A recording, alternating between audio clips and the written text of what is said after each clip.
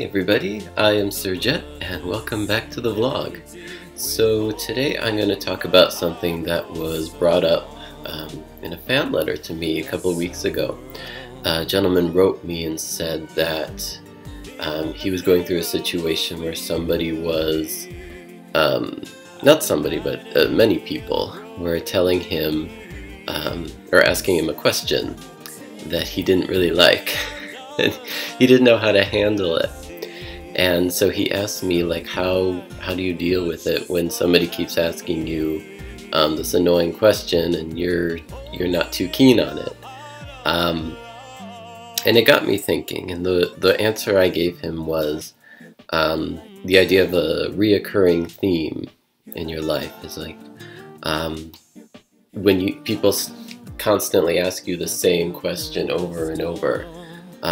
It's not necessarily to annoy you, but it's in general it's a really good key as to what you've been thinking about, and so you can use it as a tool to help you understand where your thoughts have been at the moment and what you can do to change that. So I'm going to give you an example in my life. So when I was very young, kindergarten, first grade, preschool, I don't remember when it started, but these kids a lot of times would come up to me and say, "Why do you talk like a girl?" And they just did it a lot, and it really hurt my feelings, because I realized that I was consciously aware I'm a boy, but here I am speaking like a girl and nobody likes that.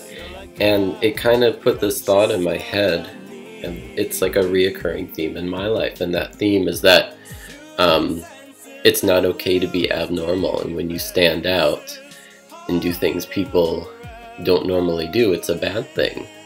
And I'm smart enough to know that's not true. You watch Sesame Street or something where they sing about it's great to be different and be your own self and yada yada yada. But the real life thing that kept coming back to me was you're not normal and you don't fit in and you don't belong.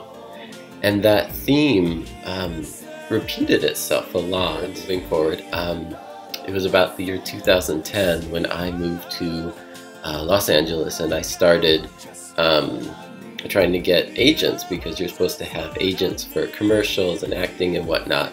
And there was this one agency I went to, and I had my interview with the guy, and during the interview he kind of looked at me funny and he said, your personality and your voice don't really match your face and body, and so it's going to be very hard to cast you in anything because you don't match. And that made me, I didn't feel good about that. It made me feel like that I didn't belong, because I was never going to fit in. And the reason I bring all this up is because I was reminded of this again.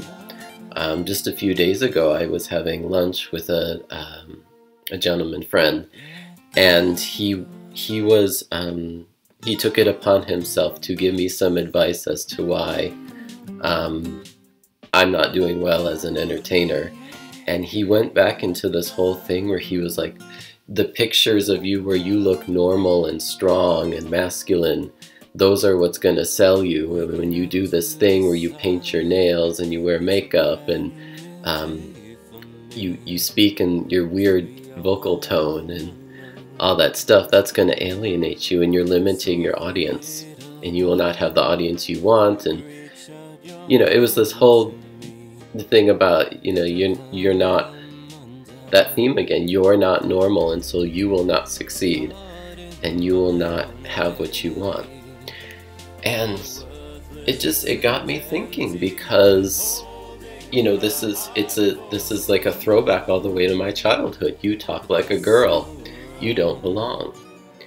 And so I've kind of summed it up as whenever that theme reoccurs in my life, it's not because being abnormal is wrong. It's really about what I've been thinking about. Because I noticed from this time period, I was actually focused on the question, what's wrong with me? And, you know, what's not good about me? Because I'm not getting where I want in life. And that's not a really healthy thing to do to yourself. You're beating yourself up. And so I've kind of come to understand that anytime somebody comes to me and starts saying, you look better when you're normal, or why can't you be more normal, etc., etc., it's because I'm not feeling self-confident. It's not that anything is wrong with me, it's just that I'm questioning my own validity in the world. And so that's kind of the lesson for today. It's the idea that when somebody comes to you and they start talking to you and they ask you a question that you absolutely hate, or they say something about you that you absolutely hate that you've heard 1,000 times, it's likely that you've been focused on that, and that's what you've been thinking about in your own mind. And so that is the time for you to you know, pause and just ponder, you know, what am I really feeling right now, and how can I feel better? How can I bring myself to a better place? And of course the answer is, you know, focus on what is good about you and what you do love and what is going right for you in your life. For example, you have a body, you're alive and you're breathing, and that's a start.